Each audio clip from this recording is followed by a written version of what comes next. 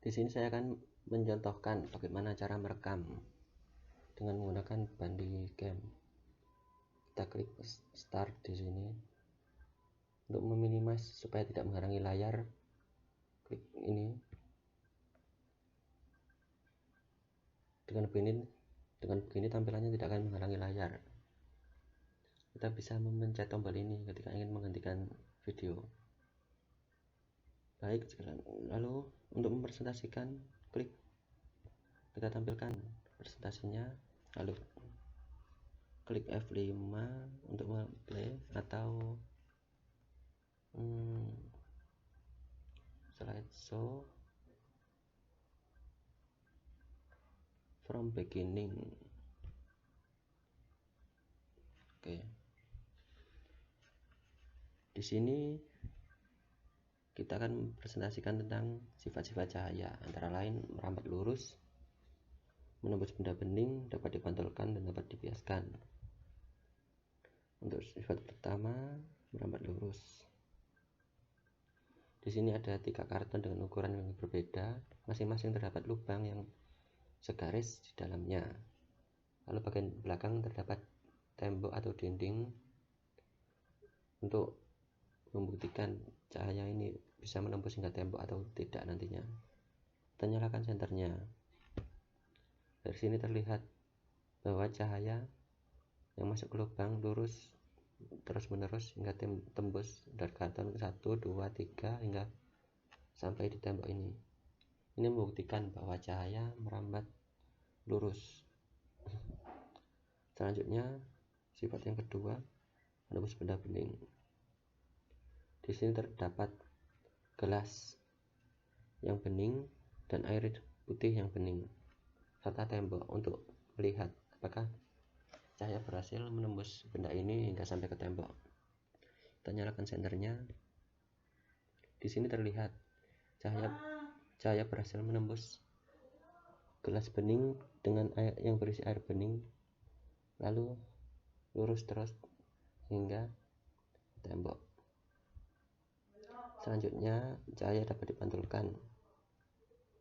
Pada contoh pertama ini terdapat 2 buah cermin yang akan memantulkan cahaya ini dan membuktikan bahwa cahaya itu bisa untuk dipantulkan.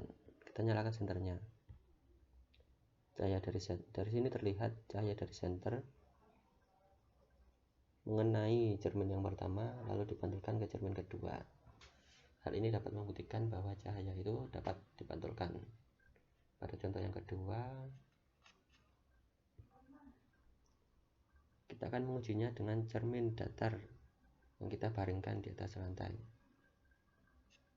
Kita nyalakan senternya. Dari sini, cahaya yang keluar dari senter disebut cahaya datang, dan cahaya yang dipantulkan ini disebut cahaya pantul. Dari sini terlihat bahwa cahaya datang mengenai cermin datar yang ditaruh di lantai, lalu terpantul kembali ke arah yang berbeda. Dari sini kita bisa melihat bahwa cahaya dapat dipantulkan. Dan selain itu, kita juga bisa melihat jarak antara cahaya datang dan garis normal atau garis vertikal yang tepat di tengah pantulan ini. Jarak antara garis normal ini dengan cahaya datang dan garis normal dengan cahaya pantul sama besarnya. Sini ke sini sama besar dengan sini ke sini. Lalu kita akan melihat sifat cahaya terakhir, yaitu dapat dibiaskan.